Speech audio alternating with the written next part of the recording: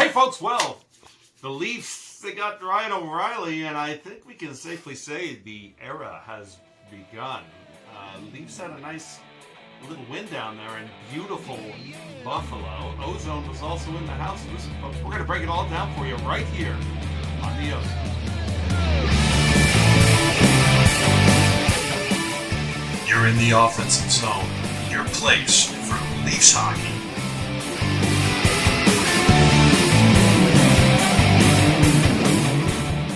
Hey folks, welcome to the OZone. That's Coach, that's KD, and I'm the Devo. We're here to talk all things Leafs. I'm coming to you from the HQ of the OZone right here in downtown Toronto. Coach, where are you at today? Well, normally I'd take a day, but because I'm over here in Frankfurt, Germany. But man, things are cracking in Leafs land, so I had to get on. Beautiful. Good to have you. KD, where are you at today? Well, I'm in the Ivory Tower on Bay Street and, looking around to see if the higher ups are going to join, but, we'll see how it goes. Wonderful. All right. Well, KD, speaking of where are you, where were you not too long ago? You were somewhere not too far from Toronto, but not quite in the city. Where were you?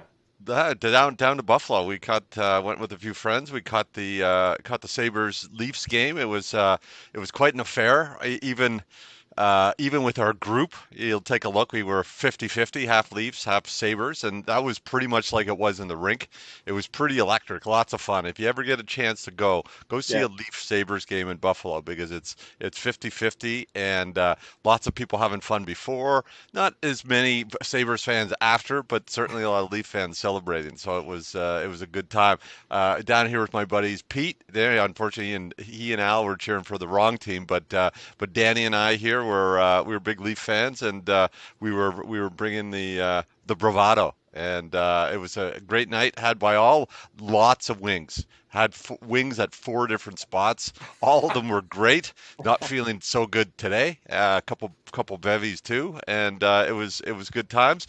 Also want to shout out here. We ran into this inspirational fellow Ray. And his lovely daughter after the game. And Ray's been going through some stuff like me, but very inspirational and hanging in there. So good to you, Ray. And Coach, his daughter is a tattoo artist. So when the Leafs win the cup, you can get a Ilya Samsonov tattoo, perhaps on the arm. Hey, on the arm when you're done. Hey, Ilya is my man, but I might get a tattoo if we get out of the first round.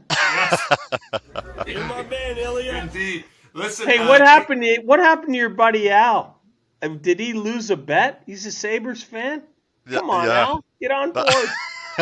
He's an anti-Leafs fan, and who else? An anti-Tom Brady fan. He's always cheering against those guys. Yeah. So one guy wins a lot, and he also doesn't like the Leafs. That's right. KD, you got to witness something pretty neat. O'Reilly getting a hat-trick on the road. Pretty amazing stuff. They had to stop the game to pick up all the hats. I mean, I don't know if I've ever seen a visiting In the other player. barn. Yeah, a visiting player get the game stopped because of hats thrown on a hat trick. So that was pretty good. That second line was really humming, looking fantastic. We're probably going to get to it, but so far the O'Reilly and Achari trades are looking good. Achari brings the heat and intensity every shift, Sure. and that second line is starting to get going. They're looking strong all through the ice. I think it's really. I don't think he's quite figured it out, but I think Tavares over the next couple weeks is really going to look good on that wing. Clearly, they were scoring lots of points in the first half of the last game. Wasn't too happy with the prevent defense. I think when this Leaf team is doing things well, I think they got to keep the foot on the accelerator rather than try to mop things up. But other than that, I was really pleased with the lines, the way they were working. Again, the only worries that I have in that game was 44. I mean, Yeah. Rielly was really struggling out there. Listen, we're going to get to it. Let's stick on this topic just because I think it's worth some consideration. If you go on Twitter, a lot of people have a lot of opinions, and I think a lot of them are good. They're solid ideas. Where to put, or where to spread the wealth, or where to push it together. We've seen obviously in his short time with the Leafs already, O'Reilly playing on the left side on that second line, and then also as we saw in Buffalo, centering that second line and moving Tavares to the left wing side. Both were successful in my opinion. The second line looks pretty dominant, but it seems like there might be more of a comfort zone there for O'Reilly. Maybe an easier transition for Tavares on the wing. What are your thoughts on that, Coach? I'm going to pass that to you first. Yeah, Keith mentioned that playing O'Reilly at center, no matter if it's on that line or a different line, was important bringing him in because he needed to have some comfort, right? So playing wing versus playing center is an adjustment. He's already adjusting to a new team, right, in a new conference. So he had to play center. So that's the right call to have O'Reilly play center. Now, is it the right call on that line? Well, last game it was, for sure. And I think the first game versus Montreal was for sure. And then they didn't really have it going against Chicago so much. But really nobody did, right? Yeah. So, I don't know. I mean, we and Leafs Nation were all steamed after that Chicago game, and then they go blow Buffalo out. It's 5-0. Everything's okay, right? That's the way it is. That's the way it is during the regular season. So here's what we said. We said you have to get a top 6 left winger to play on Tavares' line. That's what we said. That's what you got to get as priority 2 at the trade deadline. Right. Well, they did that. And that second line left winger is Tavares. And that's okay. He's going to adjust. By the way, he's played the wing in the Olympics. Before he got hurt, he played the wing. He broke his leg out there, but he played, 4 or 5 games or something. But he can do that. O'Reilly could do that too. I don't care who plays center. Mm-hmm. The top 6 is rock solid now. Yes. But what nobody's talking about is Noel Acciari is a stud. Yes. He is. So we talked all year about the bottom 6 being more solid and they can play more minutes and they're going to be fine against any kind of competition because they're fast and they're defensively responsible. Well, guess what? Acciari is quickly becoming the best bottom 6 guy we have. Yeah. Yep. So, and he's been great in all 3 games. Yeah. He has, Kev. He's led the team in hits. Yeah. So, this is a great trade so far. I don't know if O'Reilly ends up slotting in the third for the third line. I don't know. And then you maybe bring Yarncroc up and you get more balance. Doesn't matter to me. And you can play around with it. There's 25 games left.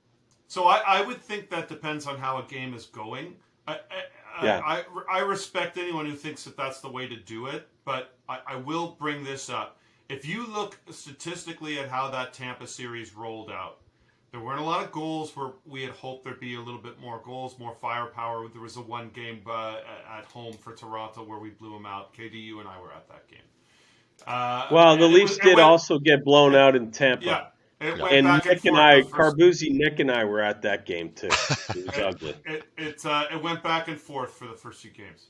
But and then goals started to become harder to come by.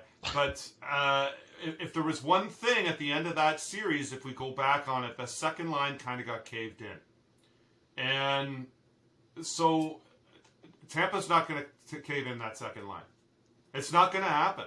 And you can shelter a third line and a fourth line a little bit more. You can hide them. Heck, the fourth line played 6 minutes a night back last year in the playoffs. So if you can play a Matthews line and a Tavares or O'Reilly line right there, and there's 40 minutes of your game or more, and you're winning the opportunities, it is going to be very hard to lose that series. Very hard. I'll just throw it out there. We've figured out ways to lose them in the past. But, Katie, what do you think about... What do you think about the way they're using O'Reilly? Can I ask one question to Katie before you get into that? Katie, last pod, you said, Hey, Marner is great. He's dangling. He's dipsy Yep. doodling. You can't score those goals in the playoffs. Don't you think 90 O'Reilly is a good balance for that? He doesn't do Absolutely. any of that stuff. He's just all solid. Well, I mean, his first two goals were straight lines, like towards the net, and Yeah, he got hit. So that's much more playoff style hockey, you know. So I think that part's sure. good. And And I mean, Tavares' I goal. yeah, Tavares' goal Yes. was that's a door kick in goal right there, yeah, KD, with yeah. 91 and 90 right in the goalie's It's face. it's I true. believe we It's can true. now call them kick door in. Yeah, the KDIs. Yeah. Yes. Well, I think it is more of a matchup nightmare for the other team if you stack the first two lines. You know, Yeah, like I think it becomes now like a real a matchup issue if your opponents. Where if you spread it out, I don't think it is. You know, like I think Tampa Bay and Boston are already spread out. I think what the way to beat Boston is to outplay them on as Mike said, the first two lines. And if you can do that, you got a shot to win. And I think it's the same way as Tampa. Yeah. Yeah, it's tough. Hey, Devo, I'll pay the fine to the kangaroo court for stepping in there. My apologies. no problem, no problem. Well, listen, while we're on It's a German O'Reilly, beer. while we're on the topic of O'Reilly, let's drop the O and talk about Riley. Oh, do we have to? I'm in such a good mood. So I listen. We've played sort of an up and down return from the All-Star break. Columbus up, Columbus down. Chicago up, Chicago down. A nice win maybe against Montreal. But we got a couple of stinkers there to some really bad teams. If there's one thing that you can chart, even in a win last night, all the way through, I don't think Morgan Riley is playing good. Period. I'm not going to add anything more to that. Coach, what's the reality here? You got a guy that has to get going, or it doesn't matter what the top six are doing. If he's going to play 20 plus minutes a night, we're in trouble if he can't fix this or turn it around. But he has to. He has to the way it's currently constructed, and it's not going well. So, good news for Riley. He's got 8 points in his 8 games back, and he's been okay offensively. He made a nice pass actually on the icing thing to Marner for Marner to go in and negate the ice and go get a goal. Right. He's been okay offensively, but he's been like beer league level atrocious defensively. Yeah. And that coincides with something that I wish had worked. I've been advocating for a long time. I think Connor Timmins is better than Rasmus Sandin. And I think the best 6 defensemen the Leafs have include Timmins and not Sandin. I think he's the 7th guy. Okay? So think about this, though. For that to happen, Brody has to play the left side. Yep. It's becoming very evident that Riley needs Brody. Yeah. I wish it wasn't the case, especially as Devo, you pointed out again and again. We're paying him 7.5 times 8. Yeah. But he needs Brody to be adequate defensively. It's too much removed from his injury to say it's injury related. He's back, and he's struggling. He's struggling. So you can't blame that on Justin Hall. Justin Hall is who he is. Okay? You put Liljegren in that spot again with Riley. He is who he is too, and they struggle. And for goodness sake, you can't put Timmins in that place with Riley. They've struggled tremendously. I really liked. Well, you hate to see a guy get hurt, right? But Sandin was banged up. He's missed the last 2 games. I thought this was a tremendous opportunity for Connor Timmins to go seize it. Like he has for every game he's played. He's been great offensively and passable defensively. He's out of the lineup when Sandin is healthy, not because of anything he's done, although he was just okay against Buffalo. Yep. It's because Brody has to play with Riley. Yeah. It's so bad that we got to prop our best guy up with our better guy, and that's the way it has to go. We're going to do the next pod. We'll cover this in more detail, but I'm discouraged. I think we're going to solve this. I do believe we're going to swing for the fences and get a top 4D. I mean, I can believe, right? You got a belief, You got folks. it. That's Katie, right. you heard the rant, not the first time, but we have some evidence here on the last 8 games. Certainly the last few. I mean, look, Yeah. a nice Have you win saw in it? Buffalo, Yeah. but I mean he got. I mean Kane spun him around on all fours. Oh. Last night spun around on all fours. This is a guy who's supposed to be a great player because of his skating ability. Not just the way he skates forward. He's very good on his edges.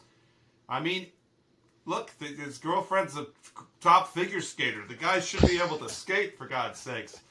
But it just isn't coming together for him. Maybe I wonder if he just needs to play with Brody for a while, and then maybe you can try splitting him out a little bit to get him some confidence. But when he's skating backwards, everyone is holding their breath right now. What do you think about that? Well, I mean, it was evident when we were at the game. They went after him. You imagine your number one D and the opposing players are actually going after him. That's the problem. The usually you see our skilled guys when you can see them out there, Nylander or even Matthews or Marner when they're going against top D, they're not taking them on one-on-one. They're looking for space, trying to get the puck deep, delaying, trying to move it. In this case, Buffalo went right at him all through periods. Like he's out there, they're going after him, and that's a bit of a problem. He looks like he's a little overzealous, like he's trying too hard. It almost seems like he's biting for every fake. He's overextending himself. He's poking for pucks. I think he needs to let the play come to him a little bit more. But he certainly is. He's the weakest link out there on defensively, and that can't happen. Think about that. Can't happen. Think about that with our D-core. If he's the weakest link defensively, we have Sandy, we have Timmins. Yeah. Listen, you mentioned Buffalo going right at him. It was pretty apparent Chicago was going at him too. Kane and Domi were attacking him, and it worked for them. It's a concern, folks. It's a big concern, and we got to right the ship on the back end, or it's going to be another quick playoff. Hey, fellas, can Tessa Virtue play D? I mean, did she skate backwards, right? Yeah, maybe we need to start calling him Tessa. Oh. That's tough. That's rough. Yeah. Okay, well, listen, folks, we've got more material coming up for you. Great to see the OReilly era taking off. And it's going to be interesting. I don't think we're done seeing how he's going to be utilized in the lineup. I'm not convinced we're going to see him drop to C3 that often. We've heard a lot of calls for that out on Twitter. I don't see it happening anytime soon. Maybe to protect the lead, maybe in special game time situations, but that second line just looks like it's outmatching everybody. I don't see why you would ever give up on that. Don't you think you'd play around though? Don't you think you would? I mean, or are we just going all in with this top six and F everybody? Like you can't match up. Coach, this is what I think happens. I think you play him where he's comfortable. You play him where you get results. There's going to be injuries. There's going to be guys missing games, and then you're going to be able to spin guys around and move guys out. And it won't necessarily be guys in the top six. If guys in the bottom six start getting banged up too, you gotta work the lineup you've got. Keith is no stranger to doing that, especially with the forwards. There are guys he doesn't mind it. Yeah, there are guys who played on every line on this team. So good point. So I think that's going to happen no matter what. You don't have to force it. And you definitely don't force it when you're on the ice for 5 or 6 goals a game. So right now, everything I think is working except on the back end. We still need something, and I'm with you, Coach. I still think there has to be a deal because it's not coming out of it's not coming off the bench. It's not coming up from the Marlies. This back end is not ready to compete in the postseason. There you have it, folks. Everything you need to know about your Buds. You come here, right here on the OZone.